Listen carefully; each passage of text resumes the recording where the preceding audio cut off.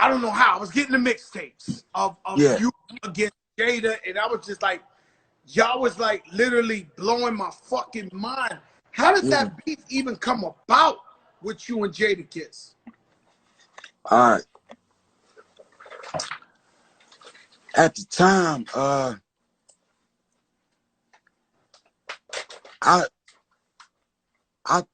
Jay and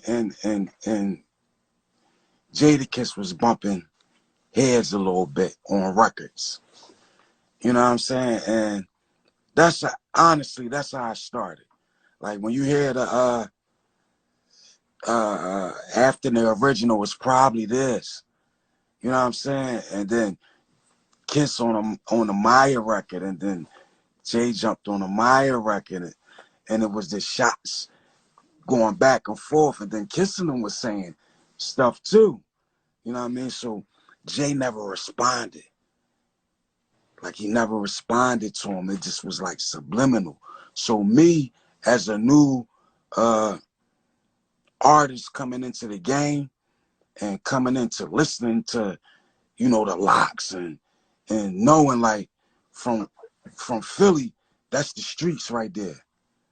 That's what we gravitated to. Like we rock with the locks. So that was just a strategic move for me. I'm like, yo, Jay ain't gonna say nothing. And I know everybody heard us. I'm going at it. Win, lose, or draw, at that particular time, nobody in a sane mind would even think about trying to battle Jadakiss or the locks of them, man. They annihilate you. That wasn't no walk in the park and nothing. Like that was me throwing everything. Like I'm throwing my hat in the ring. I'm gonna put the house on this, because if it come this close, I'm stamped. I'm stamped. Oh no, you were stamped. I was in Miami. Joe Crack was in Miami, but begging for the tapes. I had them shits here the second they was. I was like, I was fucked up behind this. What's crazy is Jada told me a story where he said he went to Philly and he put this song in the he said the people were going crazy. They were showing them love no matter what. But then he tried to diss y'all. And he said the whole stadium started throwing shit at him. And he said, yo, this is where keeping it real goes wrong. Yeah. I mean, did you hear about that? Was you there? Yeah. Yeah. That was one of the I actually didn't go to that show at first, but when I got the call, I shot down there, and I after, you know, they did what they did, nobody expected me to come. So I came, and I think Puff was performing. And they had their little friction at the time. You know, and I'm like, yo, let me get on. 2 minutes. 2 minutes. And he was like, go ahead, do your thing. And I went out. When I came on the stage, they went crazy. They went crazy. That's when it was like good. It was great in hip hop. It was like, that's what it was. Like, you was doing it for the sport. It was, you know, you sharpening your knife, like you going against the best. You only the as good as your competition. You know what I mean? And that was like they was on top. So I was pushing myself. Crack, what up? Man, let me tell you something, bro. A true spitter, living legend of the game. Like, you ever thought somebody be calling you a living legend? Never. Never. Crazy. Tell me your story in Philly, how you came up, how did you meet Rockefeller and these guys? How did you get connected with the Rock? Well, that's the first part came up in South Philly. You know, the hood like everybody else. kind of weird story how I met Rockefeller.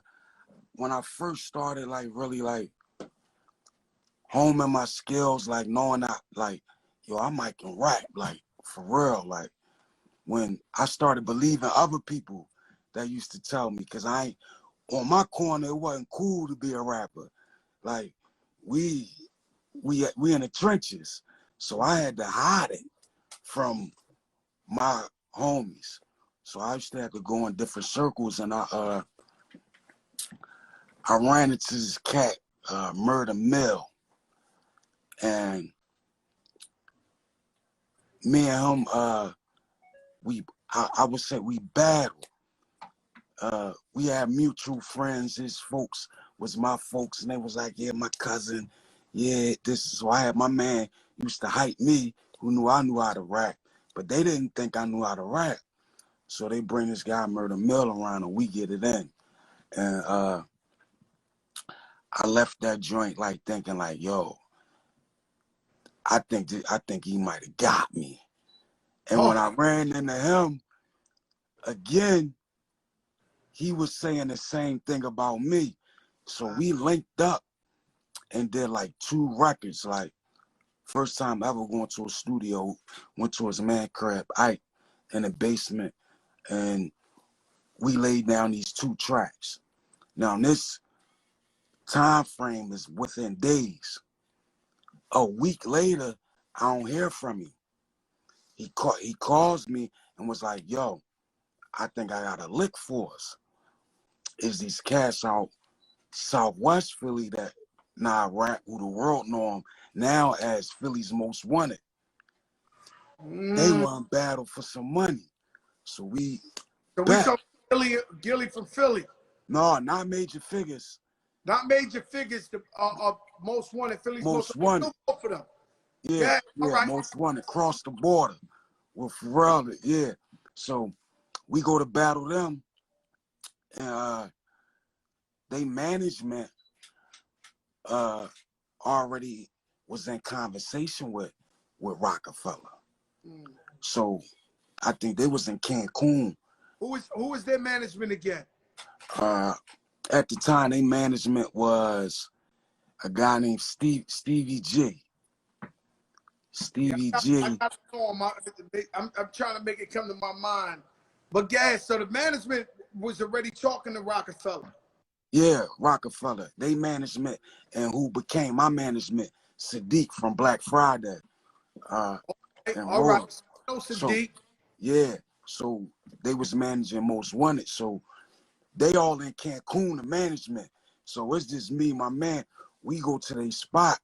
So we come with the paper. They didn't have the money with them because they bag was in Cancun talking to Jay and them. So you know, we go back and forth, we exchange words or whatever, you know, so we was like, man, they ain't got the money, Murder, I'm out. So they started pulling out deals and stuff, was like, y'all, because I think it was like probably 10 bands or something we was going to battle for. They showing us, you know, $1 million contracts. Get it? Yeah, they showing us contracts. So I'm like, fuck that black and white. The Higgle is green. So I'm like, fuck the money. We just started battling.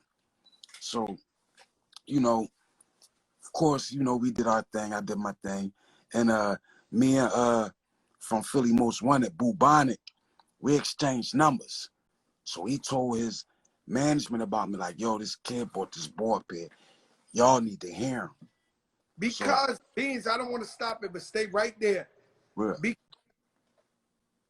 I don't want to disrespect Philly because, you know, I got too much family in Philly and too much respect. Yeah. But every time somebody spit for me from Philly, yeah, I felt like they was trying to sound like Beanie Sigel, right? Or at one point. Or is it that all of Philly got the same slang and everybody just got the same cadence? Because I felt like everybody who would rap to me, I'd be like, damn, this nigga, he sound like Beanie Sigel. So was it because all of y'all just sound like that? Or was they really trying to... Nah, everybody didn't sound like that. It wasn't a lot of rappers. At one point, you did have people, you know, trying to get that cadence.